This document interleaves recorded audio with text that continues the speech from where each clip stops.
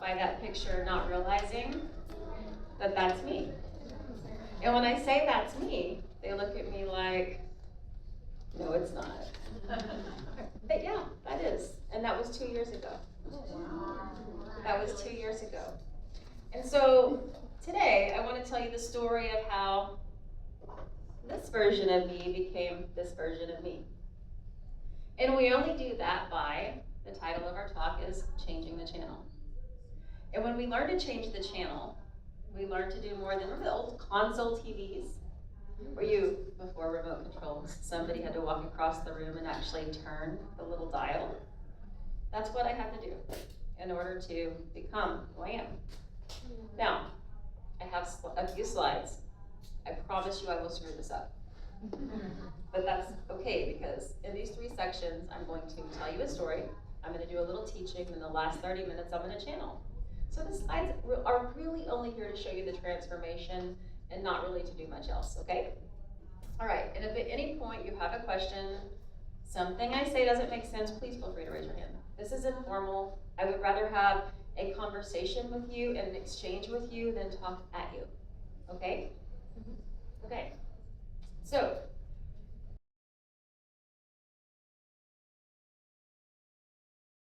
Because we all have a story to tell. And some people, that story is to be more like this, and some people, that story is to be on the bookshelves of Barnes & Noble, right? But like most people, I have a story to tell, and for most of my life, I have known the name of that book, and it would be called Changing the Channel. But back in the day, I thought it was literally like changing the channel, like on a TV set, like changing one version of your life for another. And it wasn't until I realized that changing the channel was really about changing me as the channel for spirit, that my life truly changed. And that's why that last sentence is right there. Until I embraced the truth of being a channel for the divine, I was always, and I would always be ... fill in the blank. Sick, lost, scared, in a place where I was unhappy, in a place where I was addicted to people pleasing. Please, wait, that person won't be okay if they know I'm psychic. Hi, I'm just the normal mom of 3 at the PTA, right?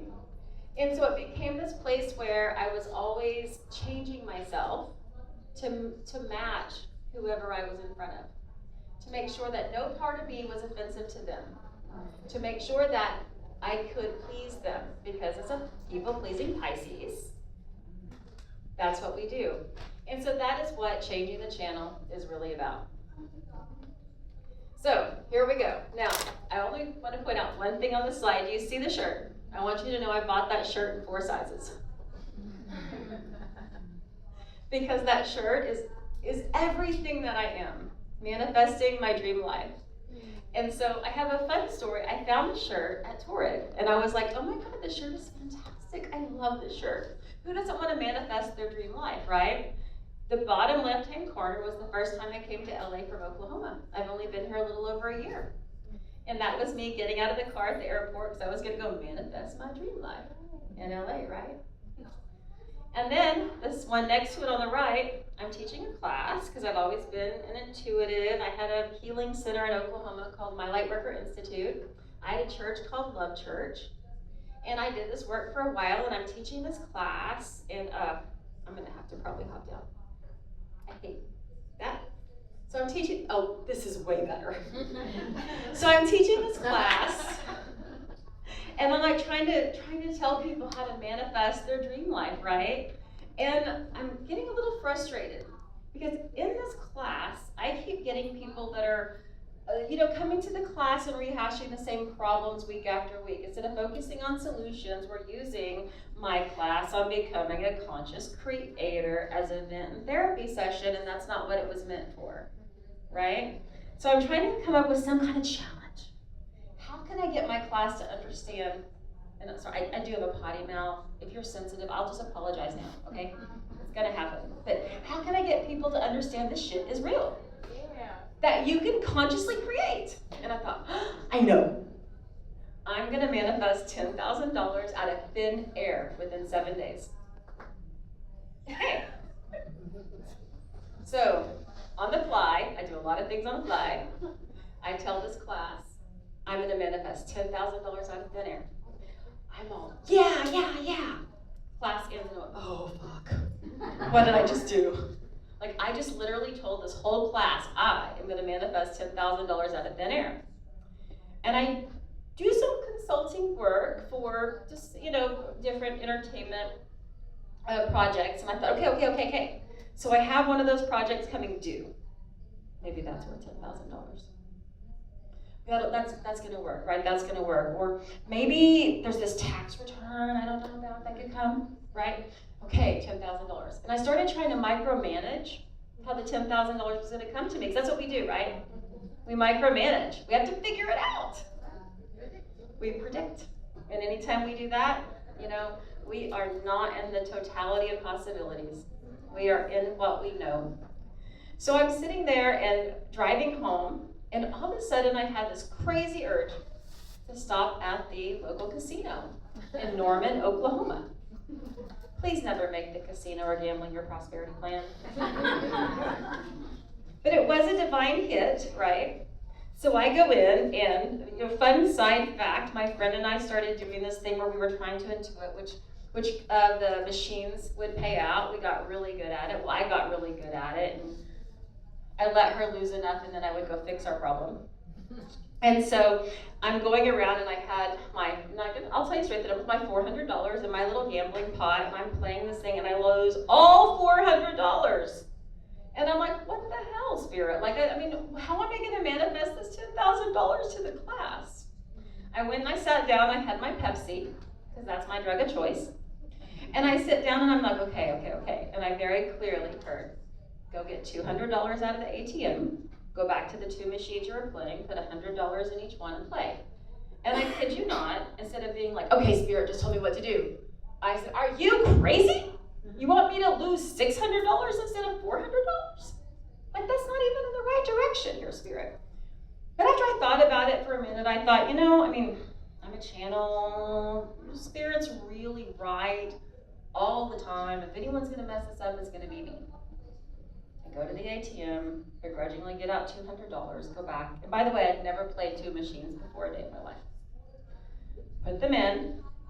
Play. This one gets back up to like $600. I'm like, oh my God, thank God I got my money back. I'm cashing out and I'm getting out of here.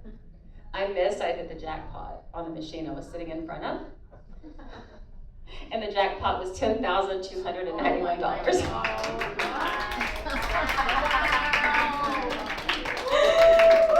And all I could think of, it wasn't even the money. All I could think is, thank God I didn't lie to my class. What kind of teacher makes this promise and it doesn't follow through, right? And again, never make gambling, the lottery, your prosperity plan. It can be your fun plan, okay? But not your prosperity plan. So, look what shirt I'm wearing. That wasn't planned. Oh my God. I stopped at that casino on a whim. But yet, look. So why did that happen that day, right? Because I love that shirt and I wear that shirt. And I always have this profound belief that I am manifesting my dream life. Okay? Now, I'm going to talk a little bit about the other two in a moment, but you can see that shirt is in 4 different sizes because I am in 4 different bodies. Okay. Here's a really cool manifesting story before we get into the rest of it. Any supernatural fans? Who knows who this guy is that is totally under my spell and is telling me I can't do a damn thing about it? That is Jensen Ackles. He also plays Dean Winchester on Supernatural. So in Thanksgiving of 2020, what year is this? 2023. We had just moved to LA, found out that Supernatural was going to be on my birthday in Burbank. And we had just moved here. And the technique I'm going to teach you in the second part of the class, I sat down and I did my technique. And I said, this is what I wanted. I wanted to meet him on my birthday. Didn't know how I was going to make it happen. All the VIP things were sold out. All of the photo ops were taken. And the craziest thing happened. So I had an appointment scheduled with a brand new client that I had never met before. And like, listen, I don't have clients to my house, okay? But this was a friend of a friend, and I was supposed to go to her house. And at that moment, the daughter, that's the writer that I was talking about, the people showed up to deliver her gym. And I'm like, I'm stuck, can't leave, right? So I call her, and I'm like, okay, listen, we gotta reschedule. Because the gym people are here. She's like, can't reschedule, we have to do this today. Can we do it via Zoom? She goes, no. Okay, well, fine. I guess you can come to my house. Then I texted my other friend, I said, please tell me she's not weird. And my other friend said, no, she's good. So, okay. So I gave her my address. And I had just had this book sitting, my journal, sitting on my table. And we're visiting, and I'm flipping through it. And she goes, well, why is Jensen in your book? Wait, you know Jensen? Well, yeah, I worked with him, blah, blah, blah, blah, blah. Wait, you know Jensen? Oh, yeah, I was on blah, blah, blah, blah, blah. Okay. And just like that, one text. I had a VIP seat to the Supernatural Convention. Unlimited photo passes with every single character. And I got to meet Jensen, and several times actually, and I have a lot of fun pictures, including ghost sickness, but this is my favorite one.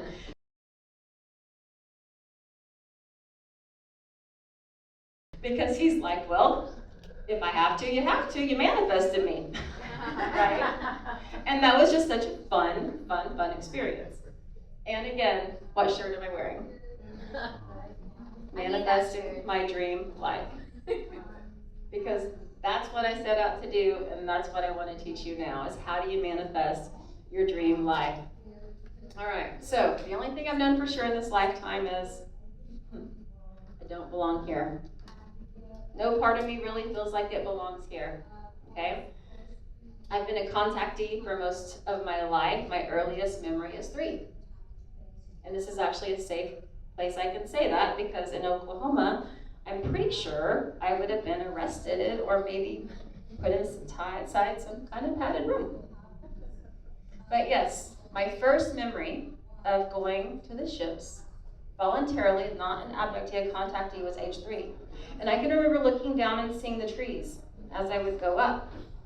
And I would go up and I would visit and I would learn, and all kinds of wonderful things would happen. Now, I was raised in a religious cult, a doomsday cult.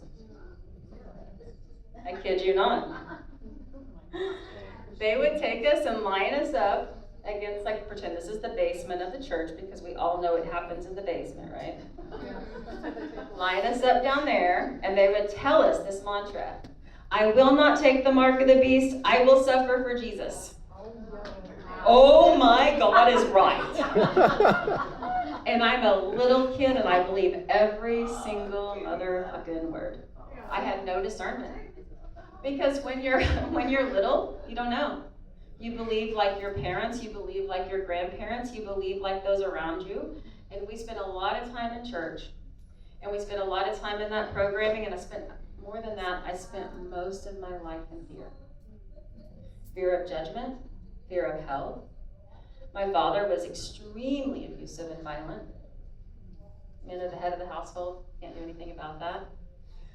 If there were, let's say that we had a couple of men, my uncle, my dad, my grandfather, we weren't even allowed to eat at the table with them. They got to eat first, and as females, the table would be cleared, and then we could sit down and eat.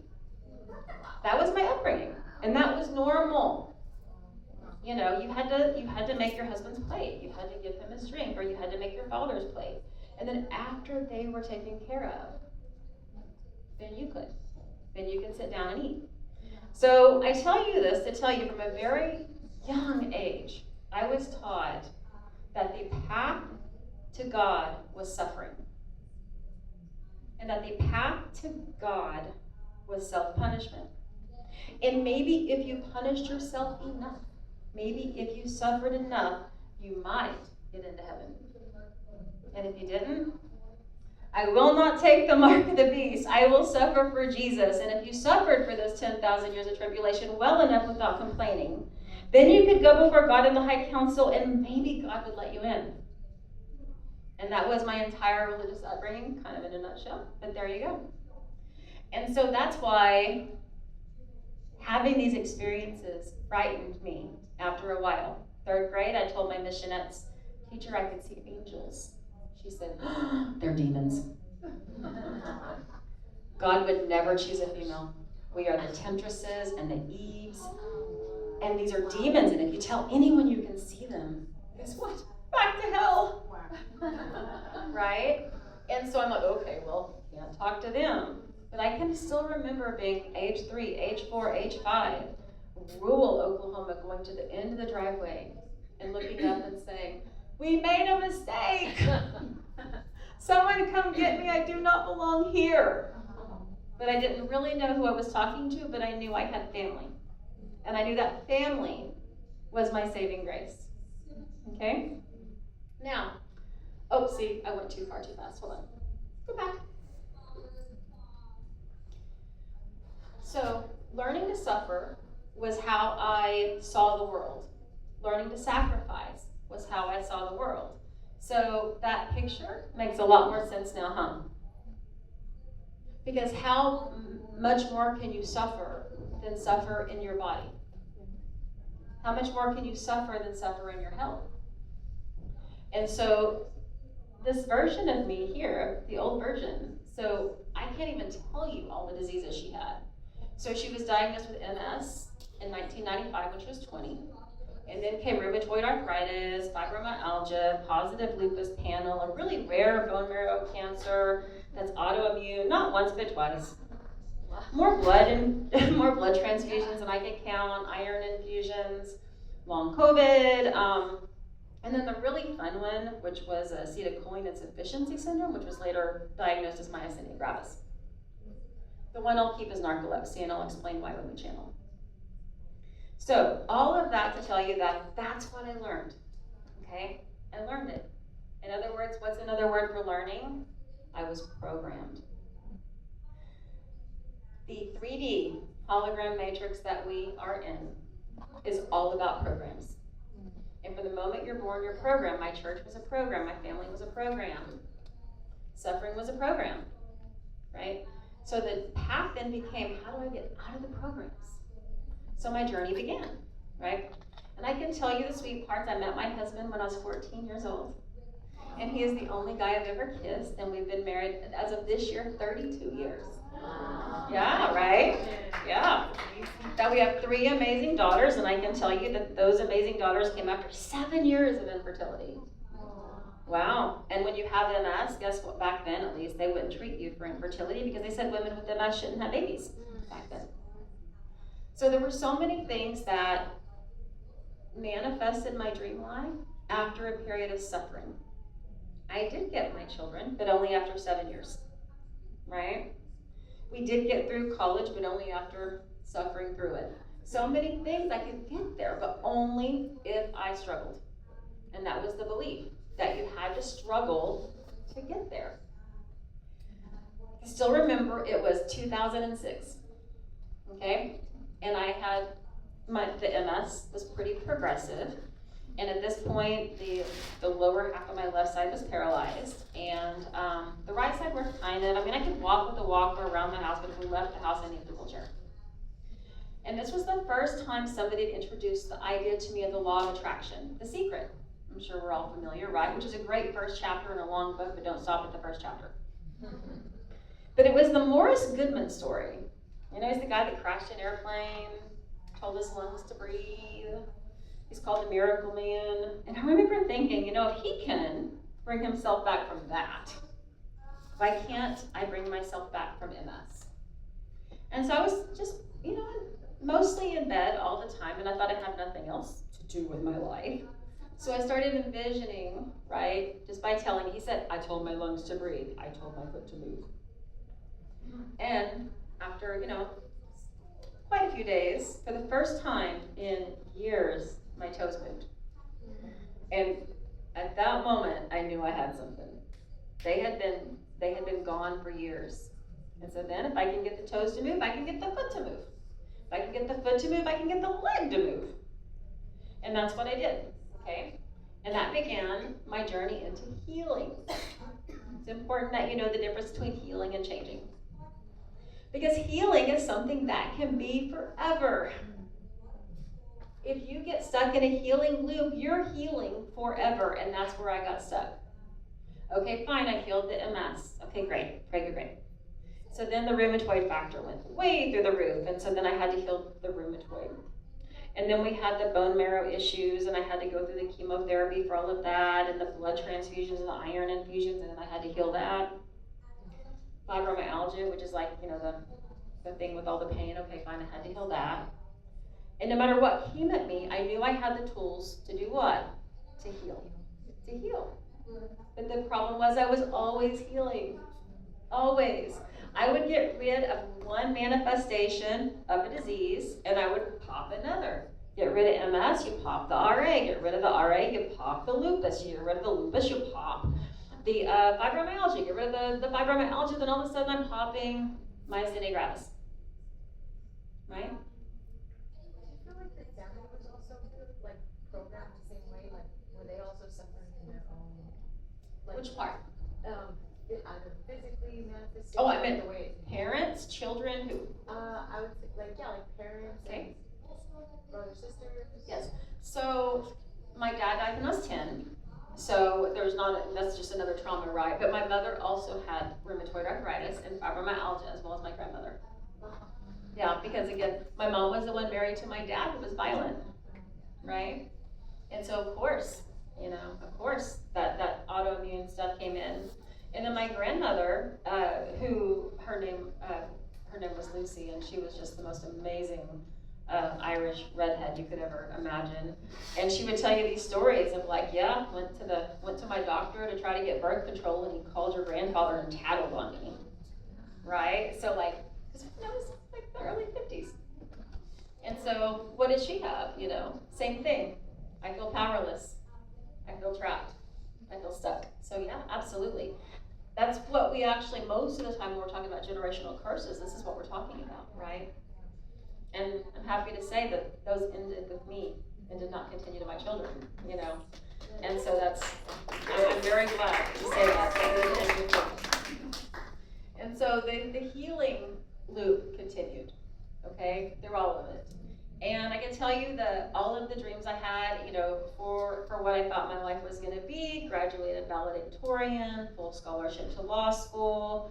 My high school yearbook said I was going to be the first woman president. I promise you that's never going to happen. I promise that's never going to happen. We've let that go. Okay, the moment I decided to live this truth, that lie went out the window. Okay, so all of that, and it was still never enough, right? Because what was I stuck in with all of those things? People pleasing. Maybe if I graduated as valedictorian in high school, I'd be okay, right? You could see my value. You could see I'm smart. And then maybe you'd like me, or you'd be happy with me, or you'd be pleased with me. If I got a full scholarship to law school, then maybe that meant I had value, right? Because I was the only female in my family to go to, my mom went later, but to that point, the only female to ever go to college. Because again, we were supposed to be barefoot, pregnant, home, powerless, serving, our husband's food on the platter. Not them on the platter, their food on the platter. And by the way, I did marry in high school, and I wasn't pregnant. Obviously, I told you I was infertile for a long time. But why? Because I repeated the patterns. My mom married in high school. I married in high school. Thank God that one broke with my children too. Okay, so the healing patterns continued. And if we're not aware of what happens, you're always going to be healing, and that is so important, and we'll make a lot of distinctions with that, okay? That's gonna be the biggest thing. Break the pattern of healing and go into changing. Because if you get stuck, I see it all the time in my work. I see people all the time that it's like, well, I healed this, or I healed that relationship, and now I have to heal this. And the biggest one is, I love him or her, and we're gonna heal together.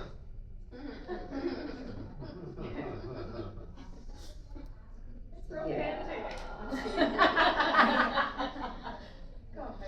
I know. It's really romantic. But those are what? The programs. They're the programs, right? And so when we start looking at what healing means, what it means is that I'm always going to be going through it, because I'm just healing one manifestation, but I'm not changing who I am, so I don't keep recreating those same illnesses. Okay? And that's where we ended up for a long time in my life. Just healing, healing, healing, healing, healing. And let me tell you, same thing with money.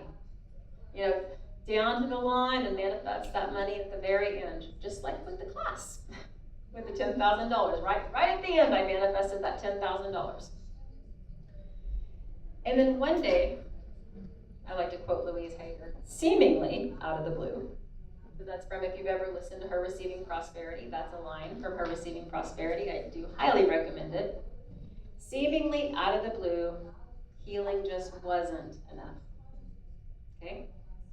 So at this point, I had my 3 daughters. My husband and I had been married for 25 years.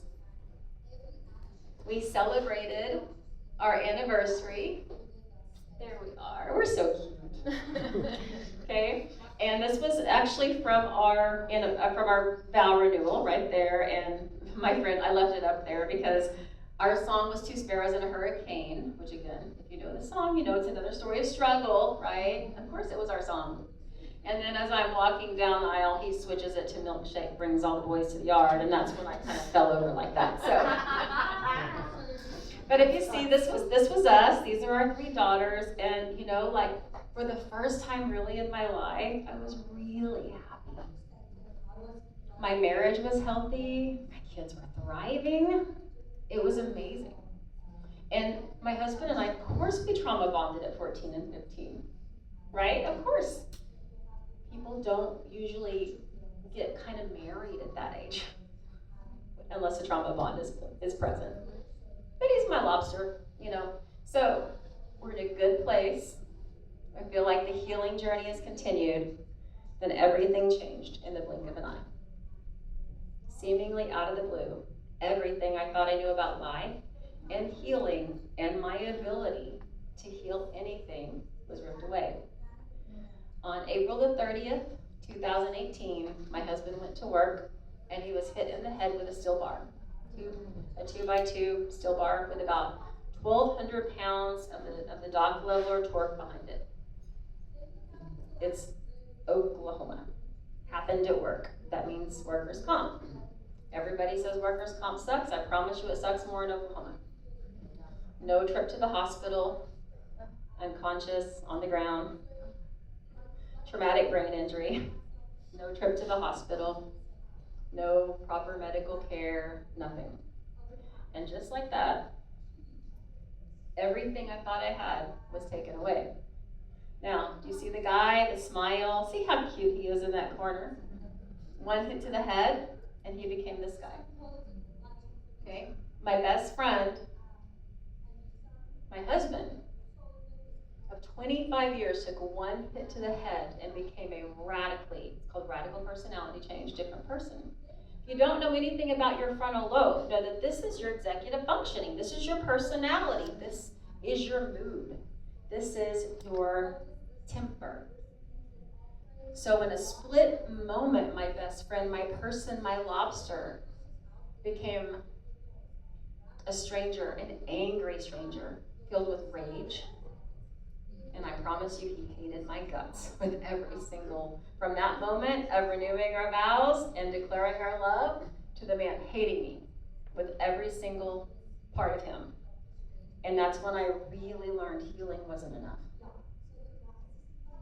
And so the next couple of years, the next 2.5 to 3 years, were filled, it almost felt like it was a reoccurrence of a generational curse. My father was violent, my father was angry, my father was abusive. I married someone who was none of those things. But one hit to the head, and that's exactly what he became. And I am not going to go down the whole thing of what that was like, but what I will say is if you've ever known someone with a frontal lobe TBI, to know that the impulse control is gone, and the rage is the only thing happening in their brain. And it was abuse. It was horrific abuse every single day. And because he was, is that my 30-minute? I'll hurry up. Okay, so, and because he was not competent anymore, right? I couldn't leave. He needed full-time care. He couldn't drive. He was a danger to himself. I came home one day and he was trying to cut the live wires in the kitchen. Yeah, came home another day and he was pouring gasoline on like something that was going to catch fire. Because why? The frontal lobe was gone, basically. And we're not going to spend just a whole lot of more time there because there's a really happy ending with this, so just so you know, okay? But what I will say is if I read you his diagnoses, they were actually worse than mine.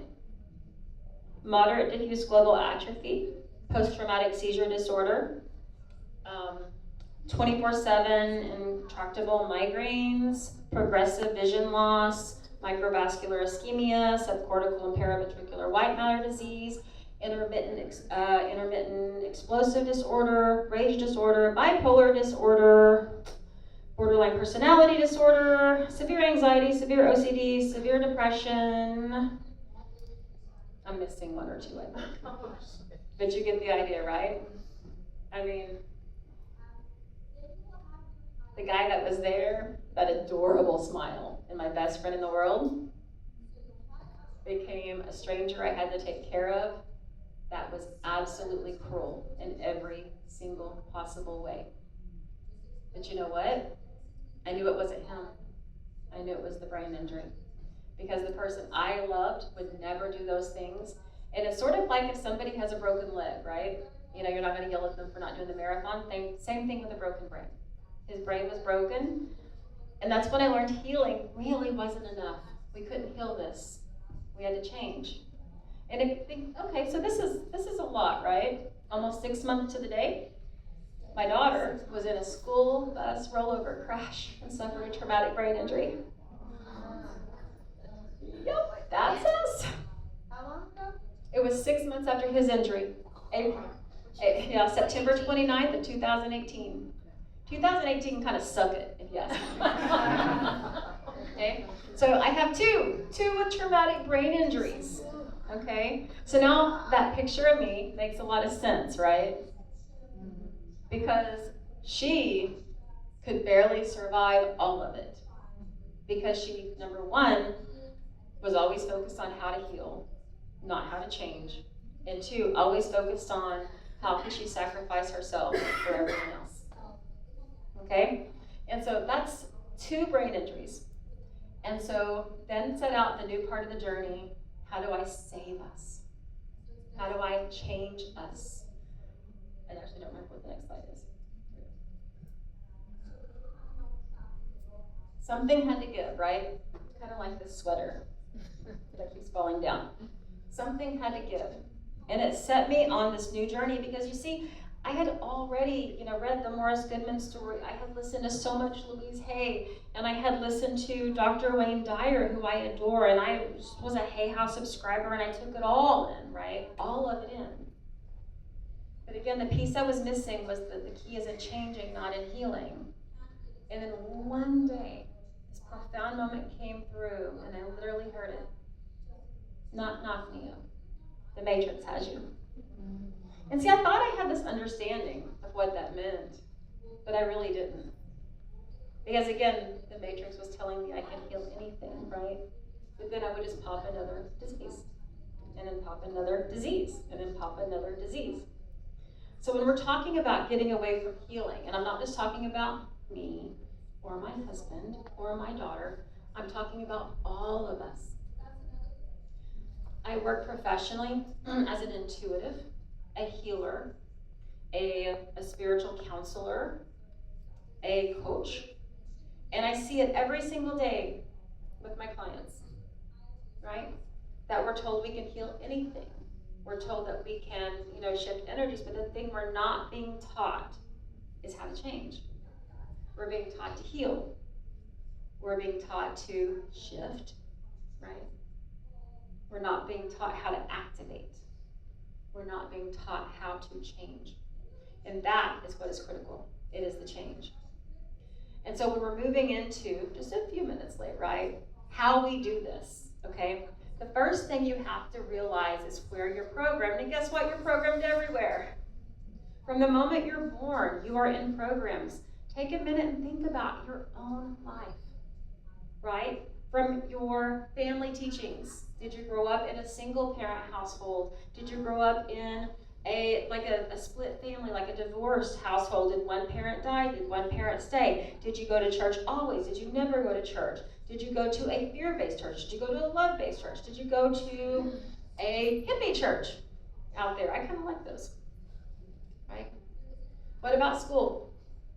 I'm of the generation where when we got to school every morning, we pushed our chairs in and we stood up and we put our hand over our heart, we pledged allegiance to the flag.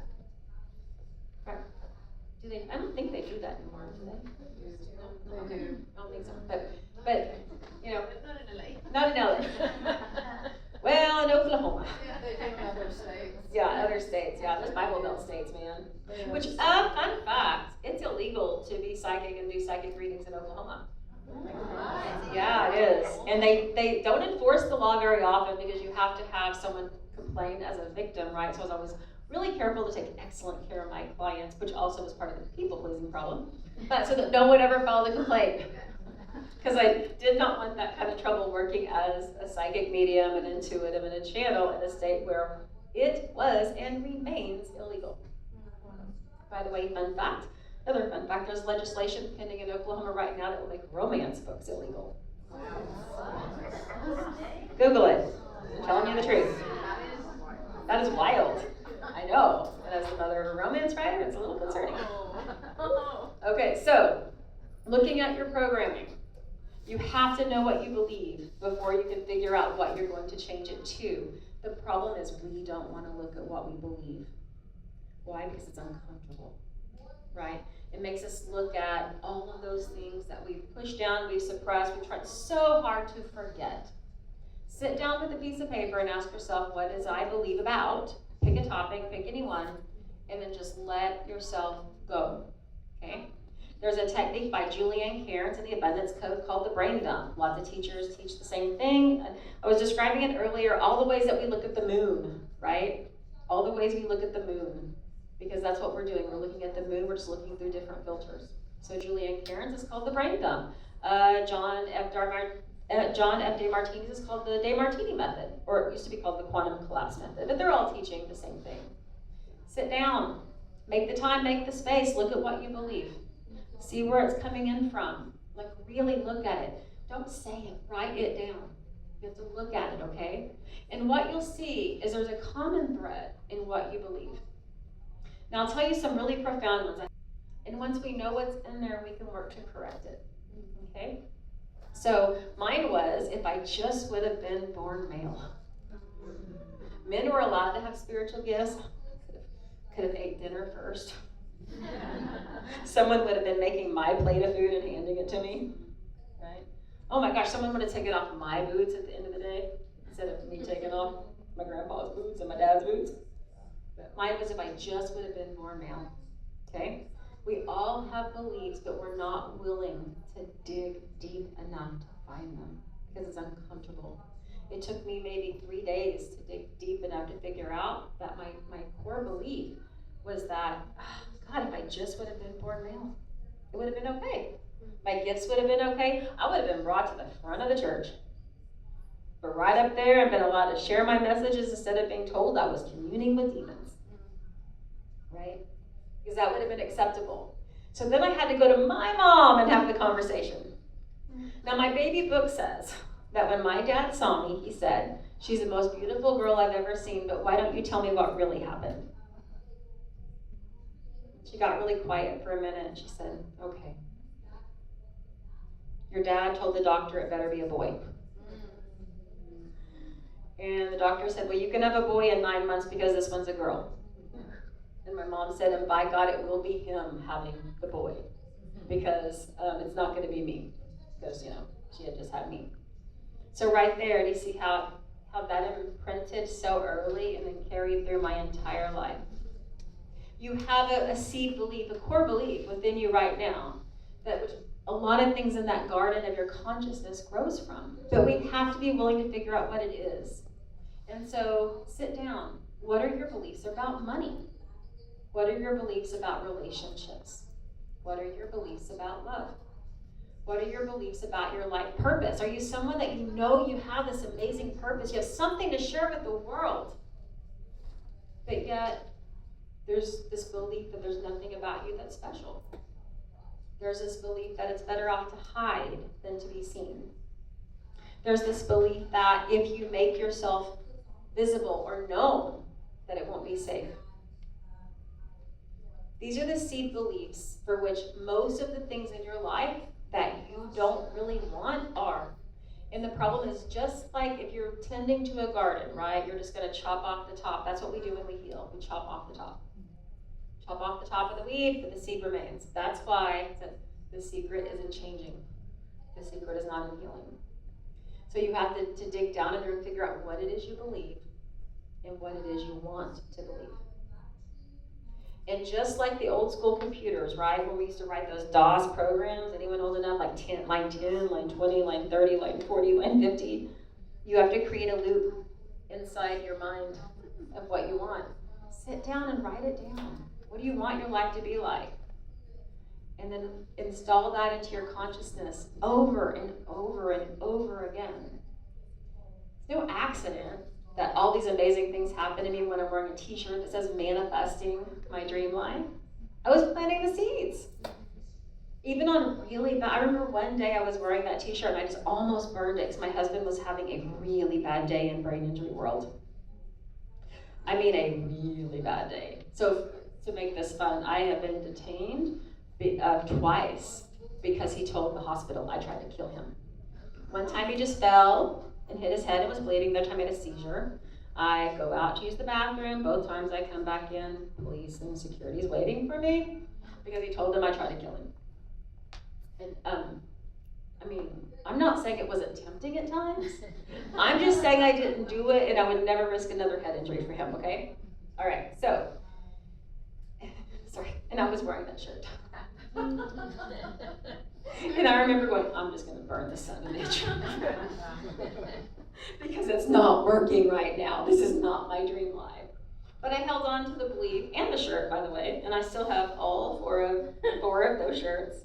I think I'm going to make one of those quilts, right? You know? And I'm going to put my Meet Me in the Quantum t-shirt on it too. And so I held on to that belief that I was going to manifest my dream life. I didn't know how, but I knew it would happen. And so I kept doing the work and I kept digging away at those beliefs. And let me tell you, it's one thing to dig away at those beliefs whenever your life is stable. Right? Whenever things are stable, your relationships are stable, your income is stable, your life is stable. It's another thing to dig at them. Whenever, like, you know, your husband has a brain injury and is like crazy and abusive every day, and your car's been repossessed, and your kid has had her braces on her teeth for 3 years because the orthodontist will not take them off because you lost orthodontic care. It's Oklahoma. Wow. No safety nets. But at that point, there was nothing left to lose, really, right? There was nothing left to lose. So I had nothing else to do but to change. And this is the moment. People ask me all the time, well, how do you know? How do you know the moment? And this is I'm going to give you like the little trigger warning here, okay? Because this is a sensitive topic. And the moment was, I did not want to end my life, but I also did not want to live. Okay, I'll be very clear there. I did not want to end my life. I did not have a plan to end my life, but I sure did not want to live. And that was the only thing I knew at that point, is I could not continue the way that it was. It could not continue the way that it was. And whatever type of death and rebirth had to happen, in that moment I was committed, because it just could not continue, and I was truly okay with not being on this planet anymore. And when you're at that place, you're willing to go on anything, no matter how scary it is, right? And so that's whenever I changed my name from my birth name to Inanna. And here's a fun little fact. Many years ago, before his brain injury, before all of this, I did a QHHT session with someone, and my question was like most people, you know, where am I from? What am I doing? And I in that session, I said, my name is Inanna, and I'm here to channel the gates of Ishtar. I kid you not. And I got done and said, that's the stupidest shit I've ever heard of. That was in 2011, for perspective. Nope, not for me. Not going to be a channel. Yes. So up until the brain injury and your child's injury, you were not intuitive with the channels and. No, I was intuitive. No, I would call myself a light worker. Okay, I talk to angels. You still recognize. Yes, angels. Remember, Christian upbringing, right? Had to be angels, only angels, archangels. The old Doreen Virtue, not the walk-in, was my hero. Okay? Not the walk-in. The old Doreen. Okay? Not the walk-in. And so yes, I've always been intuitive. So, even going back as a young kid, right? But I would put those experiences in context of my religious upbringing. Those were angels taking me up to heaven, right? To a special place in heaven. That's where I would put those things. And these were angels appearing to me because they had to be within that Christian context, right? And so whenever I did the QHHT session and I said all of this, I was like, oh my God, I don't know. I don't have another fun fact. I have actually never been drunk. I've never smoked a cigarette. Good girl, Pentecostal, good girl, right? Like, I don't know what the hell I was smoking when I did that thing, but that was a waste of my time because, okay, can I please be Anaya? Anaya is a beautiful name. I really like Anaya, right? Not Inanna. That's not even a name. I've never heard of it, by the way. So at this point where I'm telling you that it's like I'm not wanting to end my life, but I also do not want to live. I was asked to do a talk at a local church. And what I was going to talk about was the resurrection of the divine feminine. And in that, it was the Holy Virgin and the Sacred Whore. And how both are integral parts of the rising of the divine feminine. And the Holy Virgin is whole unto oneself, and the Sacred Whore is the healer. Right? And before we took this into something else, these were the women who would be in the temples, the priestesses, so that when the men would go out and they would, go to war, battle, whatever, and they needed to be healed, they would come to the temples to be healed by the women. Right? And then eventually, like most things on, in the 3D plane, that became twisted into something we now see with women being abused in brothel situations. But originally it was the temples, and they were the healers and the priestesses, and it was a powerful, beautiful experience that was very valuable for all of humanity. So that led me to the story of Inanna, that name I had heard years before. And I'm reading the story, and I read through, she goes to the underworld, she passes through the 7 gates, and I'm like, oh my God, I've had 7 major traumas just since this has happened. And then I read it and I'm like, oh my gosh, that's why. And I am not an incarnation or an expression of that goddess. What I'm telling you is that is my soul's name for a reason, is because it aligns with my purpose, just like someone who is named Mary, okay? And so we have Mary Magdalene and Mother Mary, and those are 2 very powerful archetypes. And so we associate that, and that is my name, Inanna. See all the little signs there? So I'm like, okay, this actually makes sense. And the truth is, my birth name never matched. Ever matched, not even once did I ever feel any connection to my birth name. And I would often introduce myself as different names all the time. So, like, you can call me Lisa, you can call me Jennifer, anything but my name. I had no connection to my name. And then I found out my mom didn't either. She didn't know what to name me. And so that's when I had my rebirth. And that's when I became Inanna. The name that was given to me back in 2011 became my name formally in 2021, a decade later, and 7 major traumas or 7 major gates of transformation later. And so that's what I'm talking about when I'm saying changing.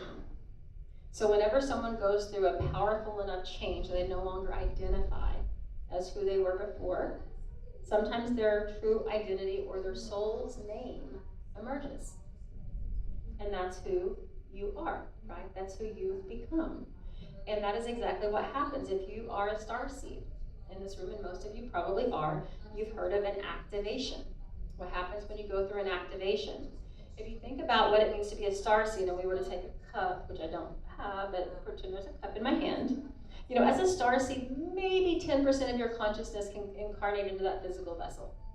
right? The physical vessels right now on Gaia are not to a point where they can actually hold the consciousness, the rich consciousness of a star seed.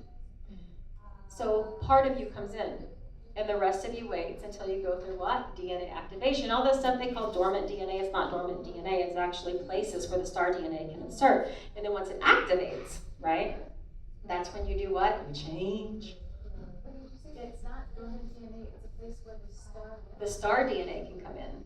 So it's for the star seeds, because you actually have another DNA called star DNA, and it can go. So this is why star seeds in the room, you know you have to be born to at least one dysfunctional parent. And if you're a high enough star seed, you have to be born to two dysfunctional parents. Right? There has to be enough broken DNA and breaks in that DNA for you to get in there so that when you activate, your star DNA turns on, right? And then you go through what? The change. Not the healing, the change. So fun and dysfunctional. That's right. Fun and dysfunctional. That's right.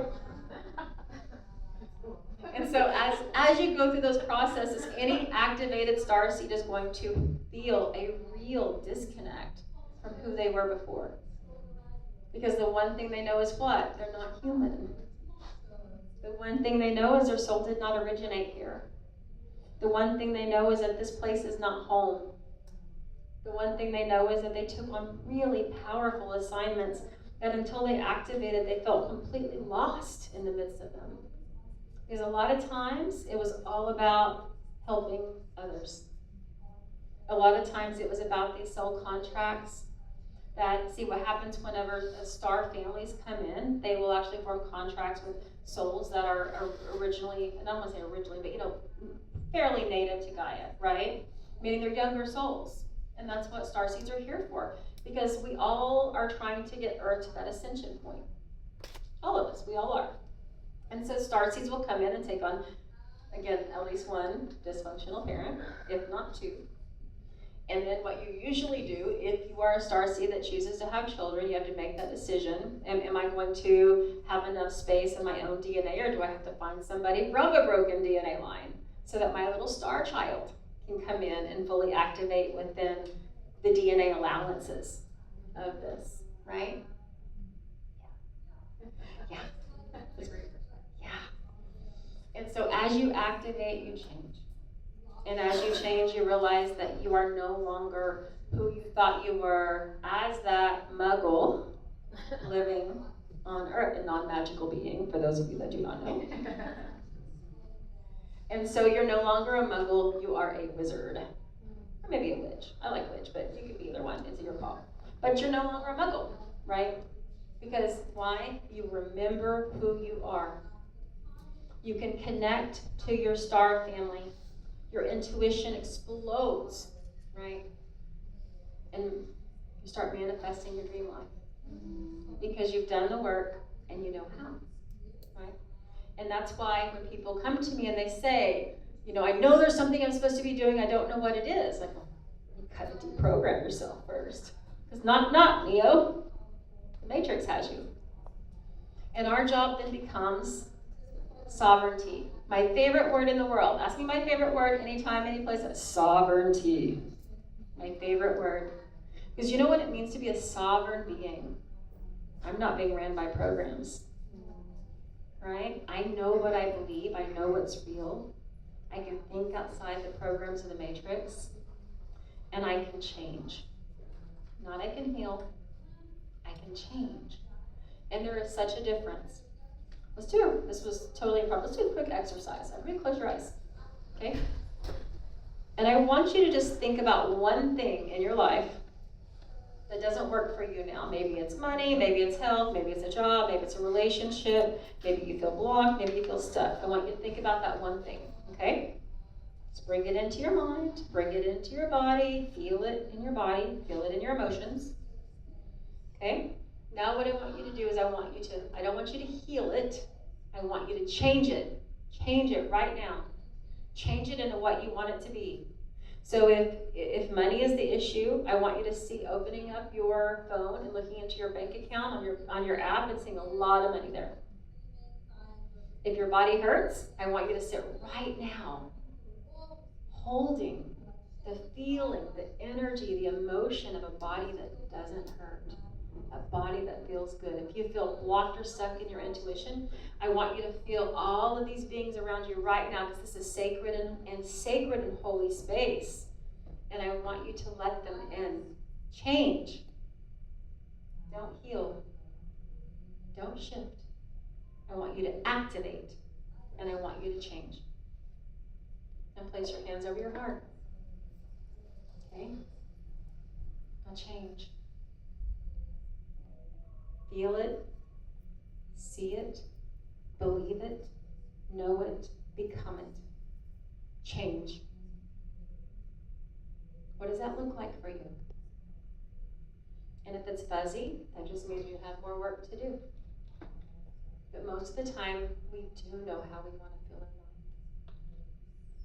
in life. Take a minute and hold on to that. Stay there. Feel it, experience it, know it, believe it, become it.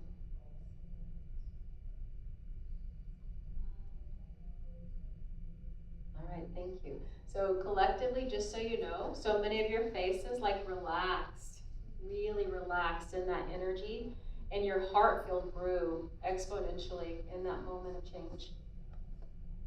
It's there. It's there for you. The change is there for you, okay? And that's what you do. So I'm not against the word heal, and I'll slip up all the time and I'll use it. But I want you to understand the power is not in healing. The power is in changing.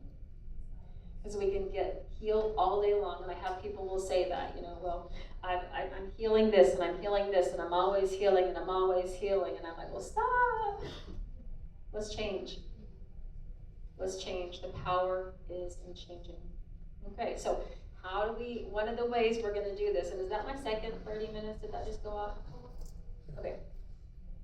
Okay, so I want to make sure I have plenty of time to channel messages for you. Okay, so one of the techniques I teach in my intensive conscious creator coaching program is this. I love journals that are black pages only. Okay, black page journals, you can get them on Amazon. Then they get you some really nice little paint pens. They make silver, white, and gold. You're gonna love me for this. Okay? So, and then you need a regular notebook. So, it's a black page journal and then a regular old notebook. The regular old notebook is called your workbook, right? This is where we write down what we believe, what we think, where we think we're stuck. It's where we do our brain dumps. It's where we do all those things. It's where we write down the crap that happened in the day that really got to us, that person that cut me off in traffic. It's where we write down all the things that drive me crazy, the fact that, my kids left their clothes on the floor, my husband didn't do the dishes, oh, I think my boss hates me. That's where you write all those things down. Why? Because you're looking at what you believe. And then you get out your black page book, right, with your beautiful paint pen. Okay? And you use silver or gold or white, whatever color you want. I love to do like ripped paper and make it really fancy. But when you write in this book, you write things the way they're supposed to be, the way you want them to be, the way you're elevating them to. So the picture of Jensen and me was in my book. And I wish I would have thought to put a photo in there, but I actually put from Ghost Sickness, which is the episode where I put Jensen's face when he meets me. So one of my photos is he and I staring at each other in front of the Impala doing that Ghost Sickness face, which I thought was hilarious. No one else did. Like, I just think I'm hilarious and no one else does, and I just don't even get it. I'm just funny. Like that. And he looked at me like I was nuts, just so you know. He said, no one has ever asked me to do that, are you sure? And I'm like, dude, like, yeah. And so he was a good sport and he did it, but I'm just saying. I don't know what to tell you. I thought it was great. But when I write things in the black page journal, I get really specific about what I want it to look like. The house I live in right now is down to every single specific thing that I wanted it to be. The number of bedrooms, the square feet, the pool, everything is in there. And then after we moved into the house, like 3 months later, I found an old journal.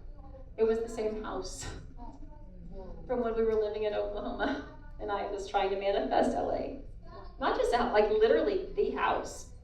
The house.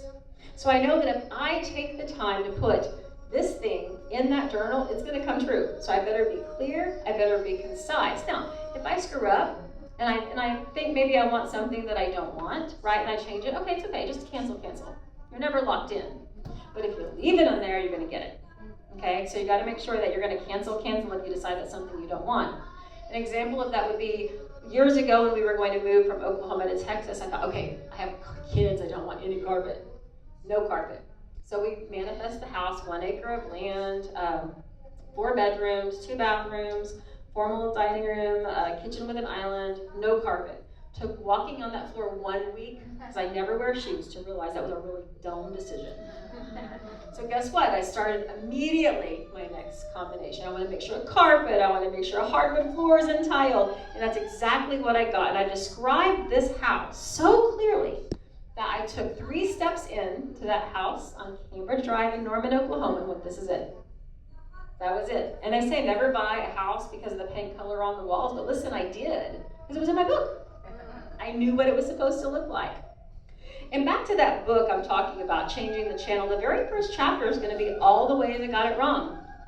Because there are a lot of them, ways that I got it wrong. So one time I was trying to manifest a traverse, and this was like in 2008, 2009. And I didn't look at like, I want a Chevy Traverse with a 3rd row. I just said I want a Traverse. I love my Traverse. This is my Traverse, okay? So my husband calls, he was working at a wildlife preserve, and said, we're leaving tonight. I didn't know I needed a sleeping bag. It's 40 minutes to the nearest Walmart. I drive there, I buy the only sleeping bag on the shelf, and as I'm driving home, I look over, it's a Coleman Traverse sleeping bag. Yeah, just so you know, now I drive a new Chevy Traverse with the 3rd row. But I manifested exactly what I said back then, right? So it wasn't specific enough.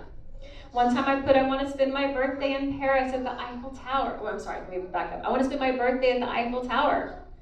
2 years later, was going through my journal, realized I spent my birthday in Paris, Texas. And I have a picture of me in front of the Eiffel Tower with a big red cowboy hat on it.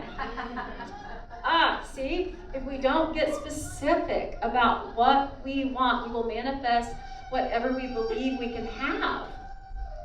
The law of attraction is what you are, not what you say. So I can sit here and say all day, I'm a millionaire, I'm a millionaire, I'm a millionaire, I'm a millionaire. People will say, say it like 400 times. Okay, I can't say it 400 times. I'm a millionaire, a millionaire, a millionaire, a millionaire, a millionaire, a millionaire, a millionaire. Okay.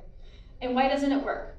If it worked, we would all be millionaires, we'd all be married to supermodels, and I would definitely have Keanu Reeves, just so you know. Okay?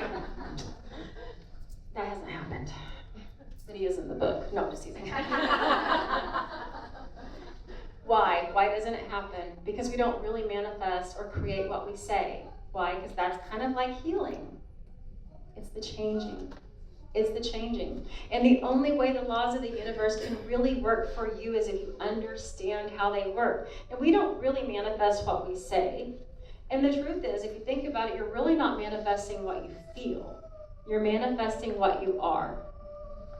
And of course, what you say, what you think, and what you feel influence what you are, right? So that's why those things matter. That's why what you say matters. That's why wearing Manifesting My Dream Life t-shirt matters.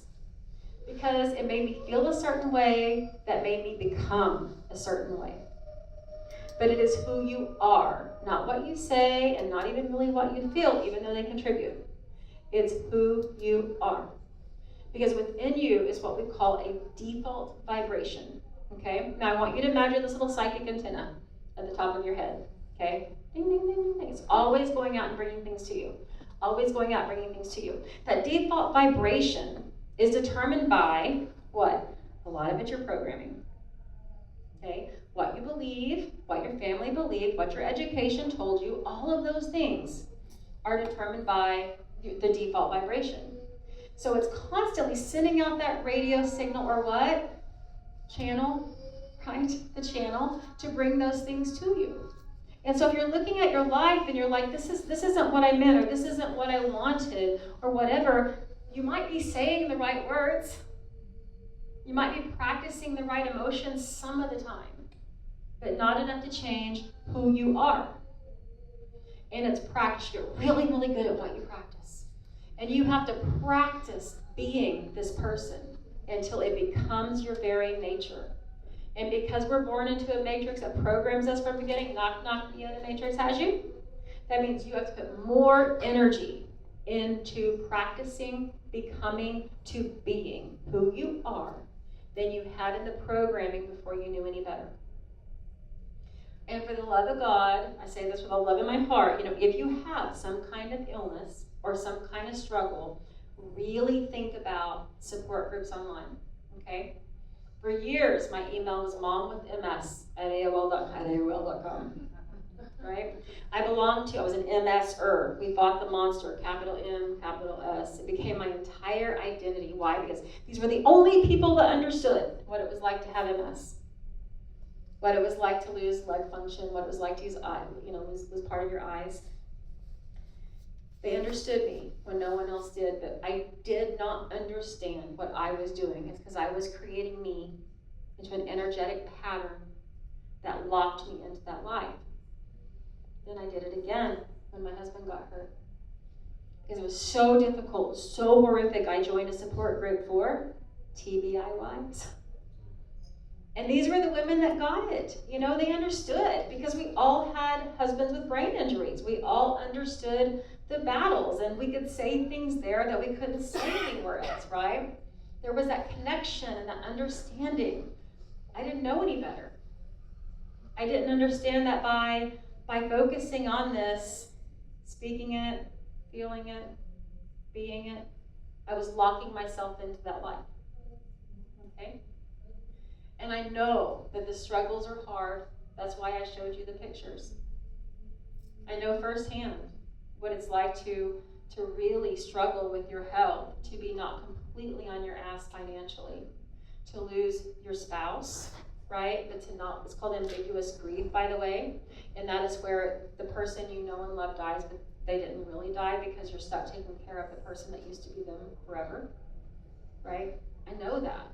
And as someone who walked all of that, I'm telling you that once you get what you need from those groups, you have to move on. Because if you stay there, you're going to stay there. Okay? I don't remember what slide I have next, but let's see. We'll see together. Okay, yes, that's where I meant to be. Yes. Okay. So this is our transition. Yes. Okay, so I was wondering whatever happened with your husband. Right here? Okay, so here's the change. Okay. Here's the change. Okay. So as I changed, right, I had the safest first, right? I had to become a different version of me. And that's what you see there, the pictures and so forth. That's, it is a little vulnerable, by the way, to show these pictures, just so you know. No, I love her. I'm not embarrassed of her at all, but it is very difficult to remember what she went through and to be present in that energy, because that's not who I am. But I'm willing to go there to be the demonstration, right? So if you look at my husband, the bottom left, this is when he was psychotic. And he did try to, he did a lot of things, but he finally did get placed in a facility after he tried to run over a family with the car. And I could horrify you with tons of stories, and we're not going to. So what happened was on September the 11th of 2023, remember Oklahoma workers' comp, his doctor told me, and by this time he was calming down in his brain some, okay? And his doctor said, if you do not get him to UCLA, he is going to die. There is not care for him in Oklahoma. And he did have a ventilator called an ASV, but we couldn't get oxygen because we were trapped in the workers' comp system, and Medicare wouldn't, his disability was approved in less than 6 weeks.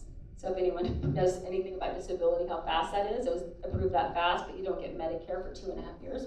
Because Medicare had been approved, but Medicare won't pay for things that they determine an insurance company like workers' comp is responsible for. So his brain, even though he's no longer angry, his brain no longer controlled his heart, or his lungs, or his breathing, or his digestion. And so he was hypoxic and alien gray. And his neurologist, who was a workers' comp neurologist, said, if you don't get him to UCLA, he's going to die. Okay, 2 weeks later, I loaded up our 2 daughters that lived at home, our 2 cats, our 1 dog, my husband, and the $2,000 I had to my name. And we left for LA. And I got him here, and it took 9 days, because he could only be off the machine 2 to 3 hours a day. That was really difficult, okay? So here's where the big changes happen. Yeah, I had already been studying Dr. Joe Dispenza. I really like his stuff. Huge fan. You should definitely check him out if you haven't already. And so I see this thing walk for the world. We're living in LA, and I see all these people on a beach doing this meditation, and I'm like, wait, where are you guys? I want to do that. I want to do that. By the way, a lot of my friends from that group are here today. And so we find, oh, there's this meditation on the beach. Not just walk for the world, but every Saturday. Are you kidding me? So I start going. And then my husband, who by now is a total sweetheart, but in a wheelchair and extremely difficult to maneuver. You know, it's difficult to get him in the car, out of the car. He can, you know, if he gets too far away from his machine, he has trouble breathing, and then I have to worry about, you know, him passing out because he has POTS. Thank you. We carry that wheelchair onto the sand week after week. He doesn't meditate, he doesn't do anything. Until one week, this guy named Luis, who's that guy right there, comes up to my husband, puts his hand on his heart, and says, Scott, man, let it in, you deserve it. The next week, my husband said, I'll do the meditation with you. We went to a Dr. Joe retreat, and that's him on the way, and that was him the last day. Okay, what happened? He didn't heal, he changed. He changed. I set the way, did a lot of the work, but he had to surrender into changing because there was no amount of healing that was going to save him. And I'm happy to say he is super sweet, and he hasn't been angry in a really long time. You know, and I'm so grateful, and I haven't even been detained for attempted murder in like 2 years. You know, so like, that's great, right? And so, but if you look at those pictures, like, then that's why I brought them. A picture is literally, I can tell you all day long, but let me show you. This was me, and this was him. But as long as I kept trying to heal, I kept going right into disease, and there was no way anything would heal for him. It took a change. It took a change. And so it was, I tell him all the time, love saved you. Love saved you, and it wasn't just my love, it was the love of a lot of people who saved you. And he really wanted to be here, but he could not because he just had a complication from a gallbladder thing that tried to kill him. So, but he's good and he's home. So I would love for him to have been here so you could see him. He's the guy that couldn't string 6 words together, really, that struggled with everything. He has not had a single seizure since he went to that event. He's off all seizure beds since he went to that event. Still in a wheelchair? No, not in a wheelchair. Really? Nope, not in a wheelchair. Nope. Nope. No wheelchair, no seizures. He is making amazing progress. Because he changed. Because he changed. Okay? And so I want to save the last few minutes. I was going to channel it. Obviously, that kind of went. But what I will say, if you're interested in channeled messages, I'm in Catalina Room A. All day tomorrow, there'll be channeling events where I will be channeling messages through the Stargate, the Gates of Ishtar.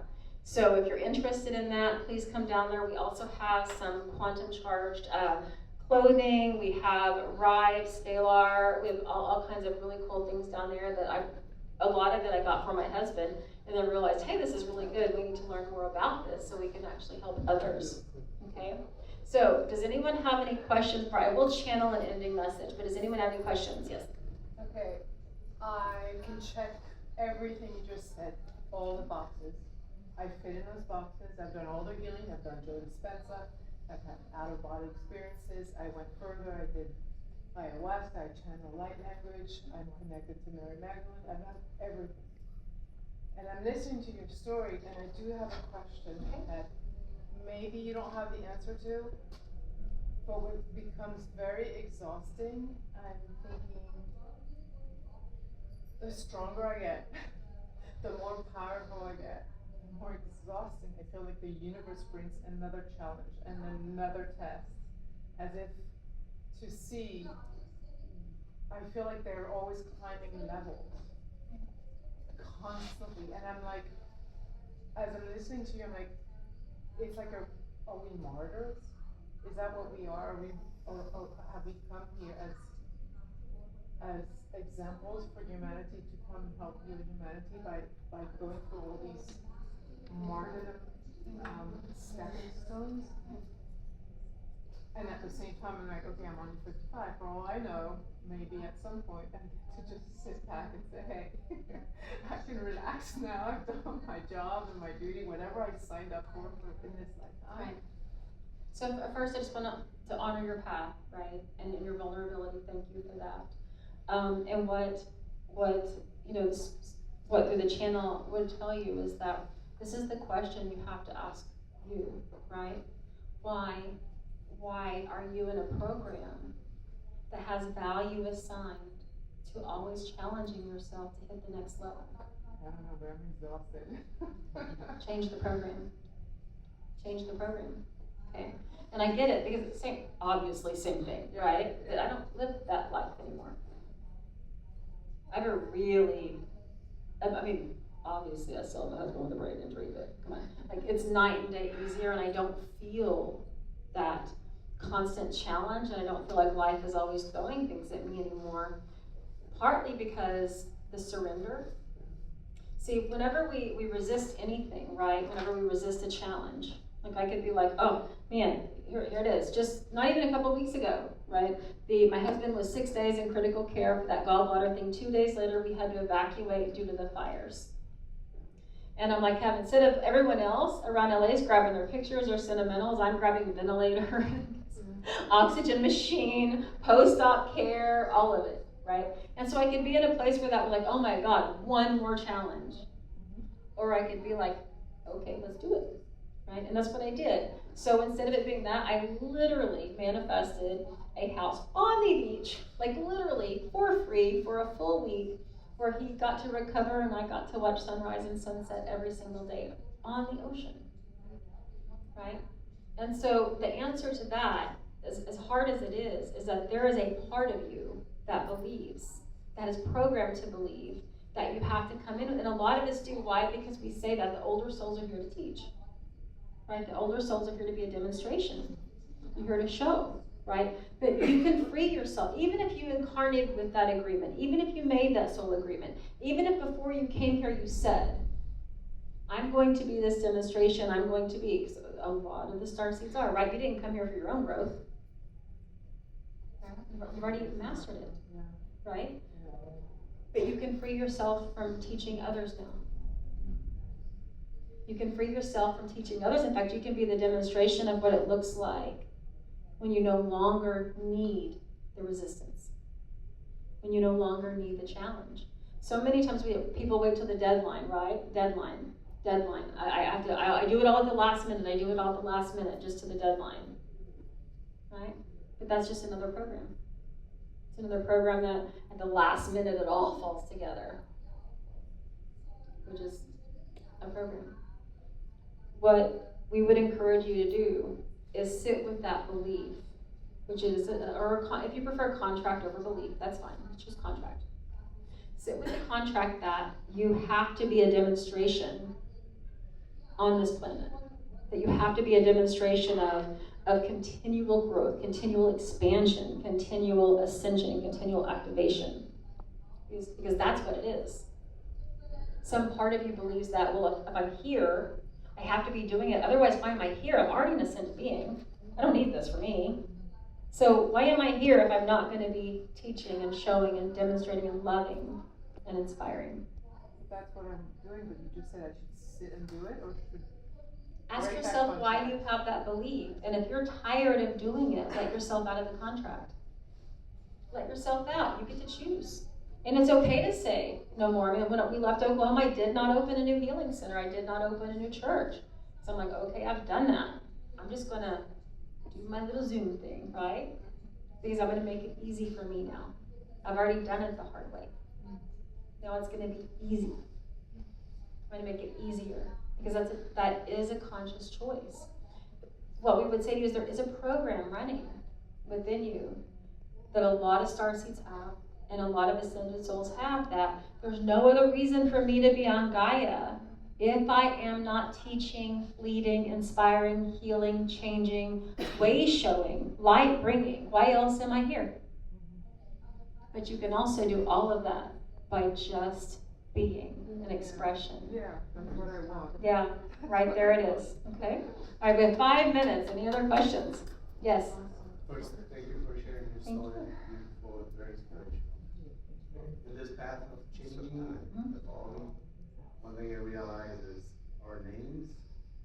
Yes. When you listen to that, when you see it, the brain lights up and brings back all the good you program to be. And I wonder how you choose your name, how you recommend in your experience if it's changing name is something we should do, we should wait for calling, or we should do that action cautiously. So I would take should out of it, right? Because like everyone gets to choose. So if you feel like your name does not represent who you are or who you are becoming, then that's where you would ask that question, well, who am I? What shall I be called? What name reflects me, right? And some people may be like, well, my mom got it right. My mom kind of missed the boat, right? But that's why you have to choose for you. And yes, a lot of people decide that birth name no longer works. It doesn't reflect them. It doesn't reflect who they are. That's why so many people change their names all the time. We're legally allowed to do that. Okay, but I would ask, if I were in your shoes and you have free will and everything, what I would ask is be shown. I don't feel like, Spirit, I don't feel like this name resonates for me. Can you please help me? Show me the name that feels authentic and true and real for me. And then allow it to come, and then probably don't say that's the stupidest fucking name I've ever heard, whatever it does now. Because 10 years later, it's going to come back and bite you in the ass. So, all right, so just to close, yes, one more question? So sorry, I was That's okay. wondering, I know it's a lot to talk about again, but could you just elaborate a teeny bit more about how your husband changed? Because I kind of get that he had a shift, but I want more details. The biggest shift came at the 7-day retreat. He was given a grant to go through the Give to Give Foundation. And it was in the very last healing that he received divine intervention from the beings that facilitate healings there.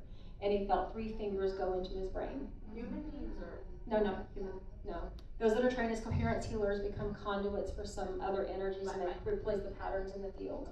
And those 3 fingers came in, and he said he switched his brain around. He said he felt, you can look him up on YouTube.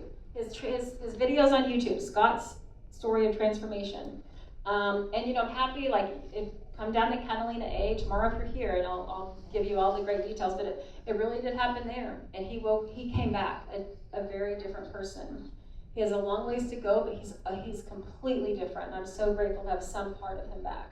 So please do Catalina A. I have channeling down there all day. The part I forgot to tell you is I did leave that, start a nonprofit, Meet Me in the Quantum Foundation. We're a 501(c)(3). Our goal is to get as many people that have traumatic brain injuries to events like Dr. Joe's and others as possible. I got certified in neuropsychotherapy so that I can work with those with traumatic brain injuries one-on-one. I also find other people to go out and do this because it's not just about me and my family, although I have 2 brain injured. It's about awareness and advocacy and doing what and showing them change is possible because no one else is doing it. No one else is doing it. They say once the brain is dead, the brain is dead. I'm here to tell you that is not true. That's why I had to leave the TBIYs groups because they're like, it's gone. And I'm like, but mine came back. And if mine came back, so can yours.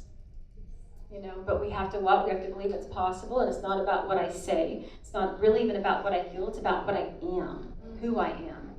So please do, if you're here, come down to Catalina A. We have a lot of really cool stuff down there. We have tech, we have scalar, we have Rife, we have quantum energy, we have stickers.